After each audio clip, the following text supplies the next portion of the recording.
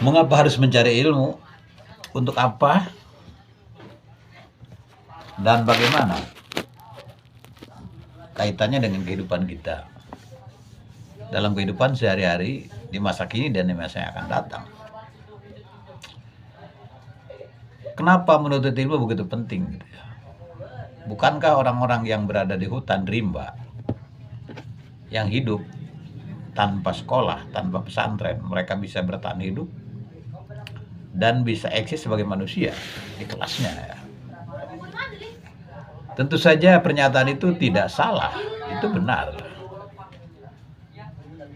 Pada saat itu di tempat itu gitu. Tetapi kalau kita pindah ke tempat lain, contoh saja kehidupan di kota, mungkin kita di situ membutuhkan ilmu pengetahuan. Contohnya kita untuk mengetahui arah ya. Kita akan pergi kemana? Tentu saja kita harus membaca rambu-rambu atau petunjuk jalan, menunjuk arah ke kota mana yang akan kita tuju. Nah, dengan membaca itu harus menggunakan ilmu ya. Artinya minimal kita mengetahui huruf. Tergantung kita berada di kota mana ya. Kalau mungkin di Jawa Barat ada petunjuk-petunjuk yang ditulis dengan bahasa Sunda ya. Kalau di kota metropolitan di Jakarta mungkin bahasa Indonesia dan di kota-kota lain.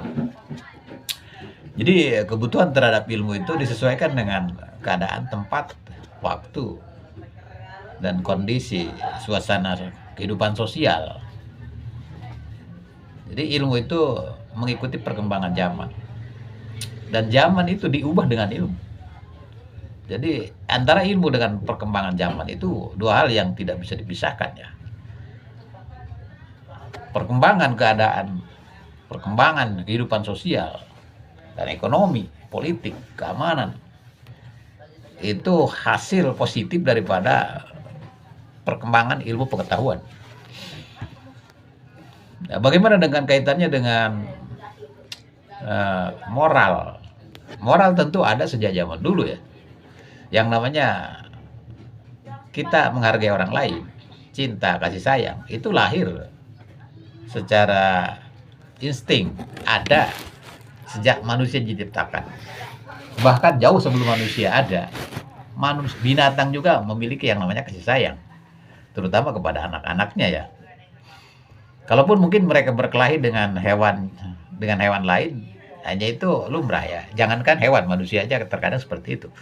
Makanya manusia perlu dididik, perlu dibimbing oleh guru ya, agar sifat-sifat hewani itu bisa dikikis dan bisa diganti dengan sifat-sifat manusiawi atau sifat-sifat Tuhan, yaitu kasih sayang, menghargai orang lain, memberi, berbagi, dan lain-lain ya. Saling mendoakan, saling memaafkan, saling berbagi. Nah, itu sifat manusia.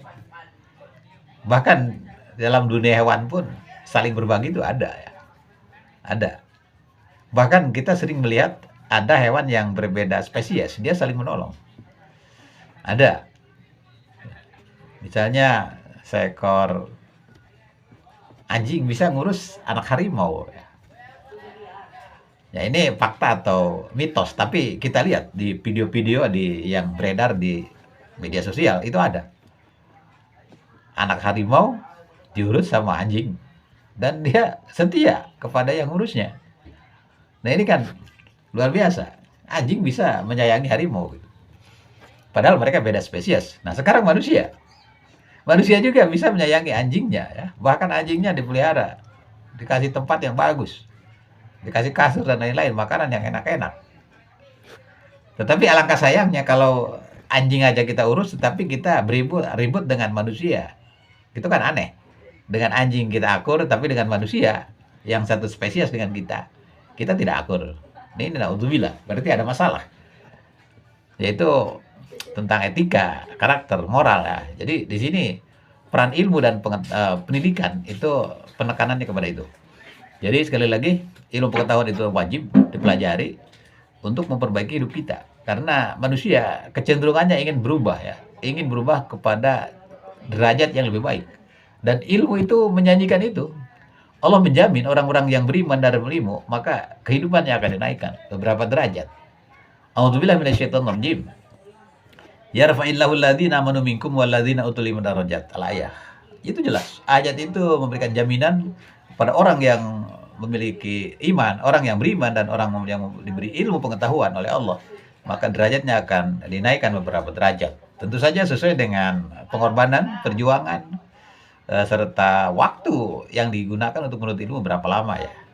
Mungkin sarjana berbeda dengan lulusan SD gitu kan, baik pengalamannya, waktu yang digunakannya maupun ilmu pengetahuan yang dimilikinya tentu saja berbeda. Eh, jadi perbedaan-perbedaan itulah jaminan dari Allah. Tetapi kalau kita ingin menjadi orang yang derajatnya mulia di sisi Allah, maka harus disertai dengan iman, tidak cukup dengan ilmu. Ilmu saja tidak cukup kalau kita ingin derajatnya baik di sisi Allah. Tapi kalau di mata manusia mungkin dengan ilmu aja cukup ya. Karena banyak manusia yang tidak mengakui Tuhan, tetapi mereka mengakui ilmu. Tetapi bagi kita seorang muslim, tentu saja iman adalah nomor satu dan ilmu adalah nomor dua sebagai pelengkap. Iman saja tidak cukup tanpa ilmu, dan ilmu saja tidak cukup tanpa iman. Jadi kalau kita ingin sukses, kalau kita ingin bahagia, kalau kita ingin berhasil, kita ingin beruntung, maka dua-duanya harus dimiliki, iman, ilmu, dan amal. Oke, terima kasih. Saya Abdullah bin Ahmad undur diri. Assalamualaikum.